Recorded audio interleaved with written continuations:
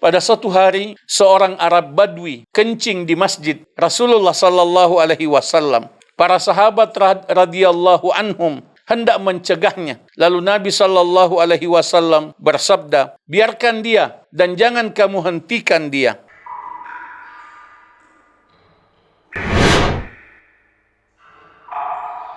Alhamdulillah, wassalatu wassalamu ala Rasulillah.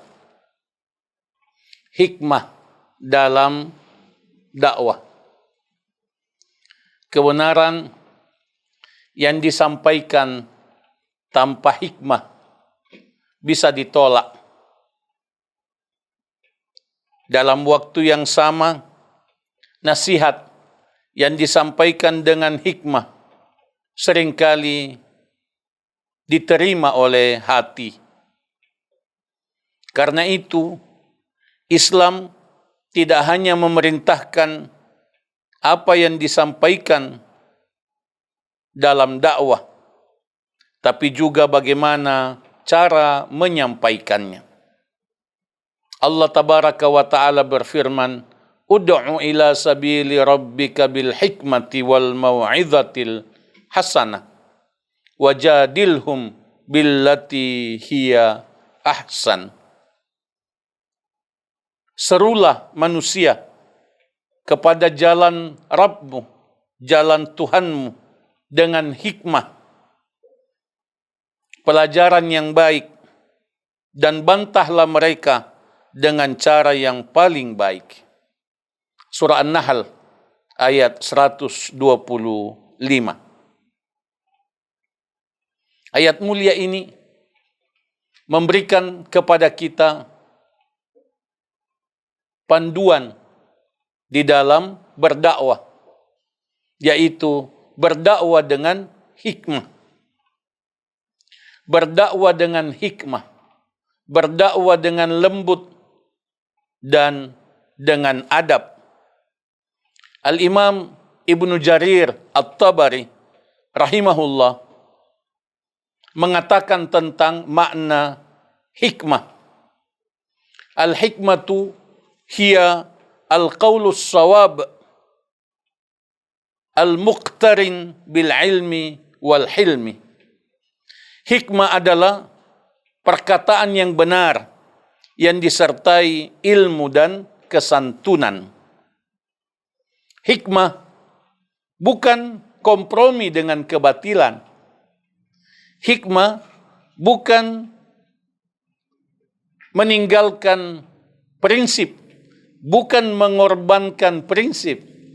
Akan tetapi hikmah adalah cara yang tepat di dalam menyampaikan kebenaran. Pada suatu hari, seorang Arab Badui kencing di masjid Rasulullah sallallahu alaihi wasallam. Para sahabat radhiyallahu anhum hendak mencegahnya. Lalu Nabi sallallahu alaihi wasallam bersabda, "Da'uhu wa la tuzrimuh." Biarkan dia dan jangan kamu hentikan dia. Kemudian sesudah itu, "Tsumma da'a bi dzanubin min ma' fasubba ala bauli." Kemudian Rasulullah sallallahu alaihi wasallam meminta seember air, lalu menyiram bekas kencing Arab Badui itu. Hadis riwayat Al-Imamul Bukhari dan Imam Muslim. Ini adalah salah satu pengamalan yang dicontohkan oleh Rasulullah sallallahu alaihi wasallam dalam mengamalkan hikmah. Beliau tidak marah, beliau tidak panik, beliau tidak bersikap kasar terhadap orang yang melakukan pelanggaran besar di masjid, tapi beliau bersikap hikmah. Rasul sallallahu alaihi wasallam bersabda, "Maka narwifqu fi syai'in illa zana." Sifat lembut itu tidak diletakkan pada sesuatu, melainkan ia akan menghiasi. Ia akan menghiasi di mana ia berada. Wama wala nuzi'a min syai'in illa syana. Dan tidaklah dicabut sifat lembut dari sesuatu, melainkan ia akan merusaknya. Sesuatu itu rusak kalau tidak ada kelembutan padanya. Hadis riwayat Al-Imam Muslim. Dari sini dapat dipahami bahwa ada korelasi yang sangat erat antara hikmah dan kelembutan.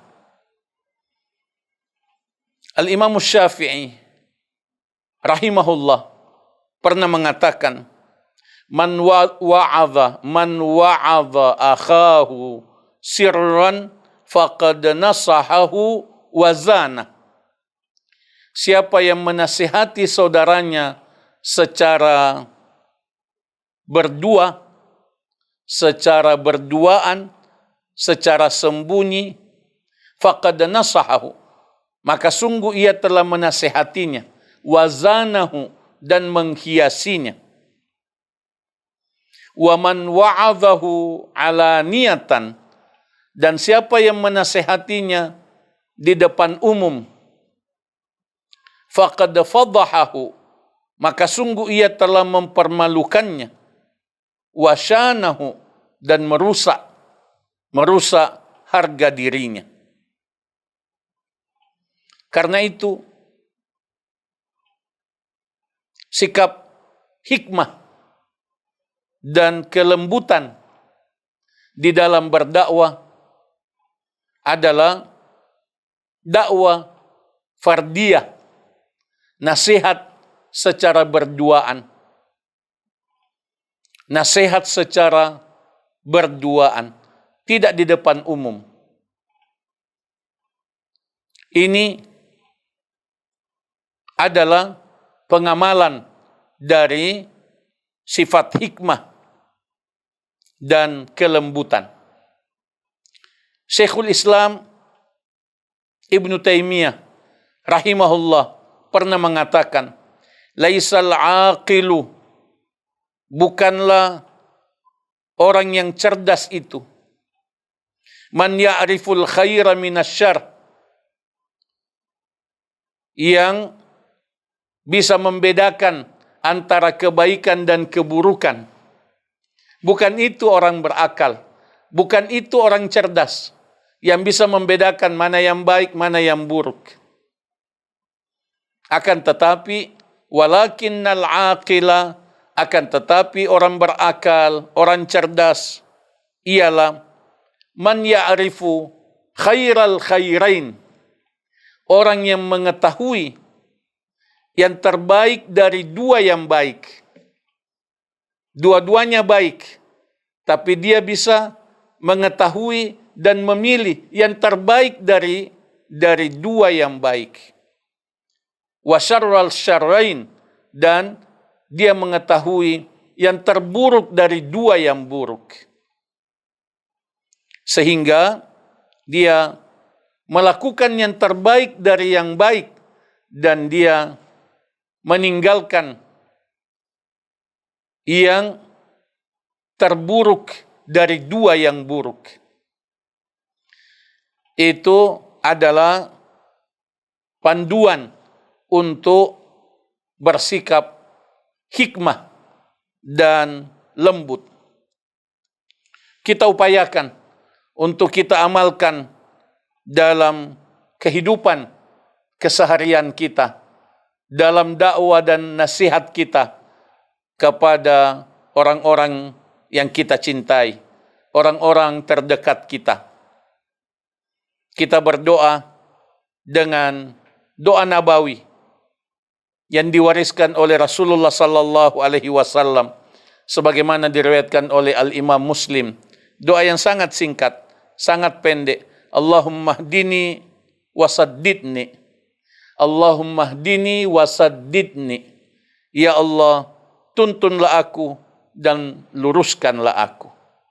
Tuntunlah aku dan luruskanlah aku. Allahumma hdini wasaddidni. Allahumma amin.